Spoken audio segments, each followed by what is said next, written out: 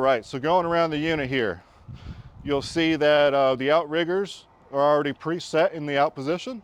The way you set these outriggers is first you want to start the unit, then you have two hydraulic levers here. This one controls the hydraulic jack, which is located in the front of the trailer. You probably utilize this to unload it off of the truck. And then you have your second lever here, which operates the hydraulic tank. So this is what lifts the tank up in the air.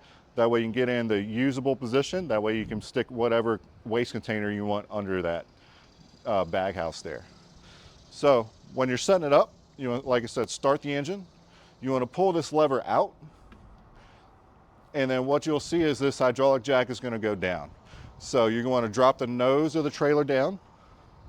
Then once it's down, you want to pull the rear outriggers out, get those set, put the safety pins in, and then you want to jack the unit back up using the hydraulic jack. Once the weight is off of the tires here, you'll notice the weight's off the tires. Then you can reset your pins here on the front. Now that your engine's running, you always want to make sure to let your engine warm up and get up to operating temperature before you get going. While you're doing this, you can do a couple things to get this unit set up as well. First thing we did is we grabbed the remote e-stop out of the toolbox that's located on the passenger side fender. You want to get that plugged in and make sure that the push button is pulled out. The second thing we want to do is we're going to go to the bag house here.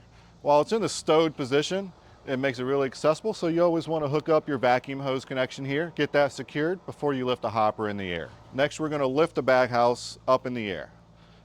And again, the way you're going to do that is that you're going to pull this lever here, then you're going to see the bag house progressively raise. You're going to pull this lever here to raise your bag house. You want to lift it up as high as you need to get your waste container under it. You generally don't want to extend it all the way out excessively past what you need to operate, just so you don't have excess dust bloom whenever it goes into a dumping cycle. So once you get your bag house raised up in the air, we're going to go over here to the toolbox. What you're going to pull out here is your bag house locking pins. So we have one here, then we have one here as well. So what you're going to do with these is once your bag house is raised in an upward position, you'll notice that there on the pistons, there is a notch right here. So once it's raised, you're going to undo your safety pin, put this here, slide it in, and then slide your lock pin through there, and then also put in your safety latch as well. So what this is going to do is it's going to keep the bag house from inadvertently lowering or dropping down as it's being utilized. That way it doesn't come down on your waste container, or more importantly, it doesn't come down on the operator as he's going through and changing out your waste containers. So now that the machine is in the full upright position and ready to be utilized, the first thing you want to do while it's at idle is engage your clutch here with the manual PTO lever. You'll see how it comes to a wall and then it's going to snap in place.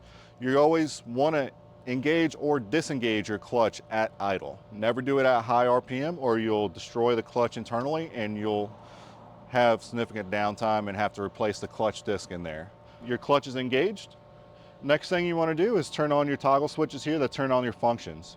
So here you have, starting from the left, you have bag house, vacuum, vibrator, and auger. This machine is not equipped with the auger, so you will not utilize that button, but you'll want to turn your bag house on, your vacuum on, and your vibrator on. One thing you're going to notice is when you turn on your vacuum switch, one, the light's going to turn on here on the rocker switch, and then secondly, your dump timer light is going to be flashing here in the middle. So the way this works is you have a vacuum setting and your dump setting.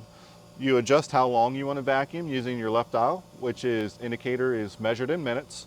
Then the right one is your dump, and that's measured in seconds. Factory recommendation is 3 minutes of vacuum, 30 seconds of dump, and you can adjust these depending on what material you're pulling, how much you're pulling, and how big your waste container is. That way you don't inadvertently overload the machine, but also overload your waste container and have secondary cleanup you have to do. The next thing you're going to do is once you get those set, you'll notice how the green light turns solid. Once it goes solid, the unit's going to automatically rev up into high RPM and be in a vacuum cycle. And it's going to stay in the vacuum cycle for however long you set your vacuum dial to. For safety purposes, we have this remote e-stop here. And what this is going to do is it breaks the vacuum cycle as soon as you press that button in there. That's why we always wanted to make sure when we started that it was in the out position. But in case somebody gets their hand sucked up, a piece of clothing, or you just notice, you're collecting too much material for your waste container and you don't want to overfill it, you can always press this e-stop button in, and it'll cause it to go directly into a dump cycle. Then once you get everything reset and then get situated, you can pull this button right back out, and they'll go right back into that vacuum cycle again, so you can continue to pull material and recover your abrasives or roof rocks or whatever you're recovering.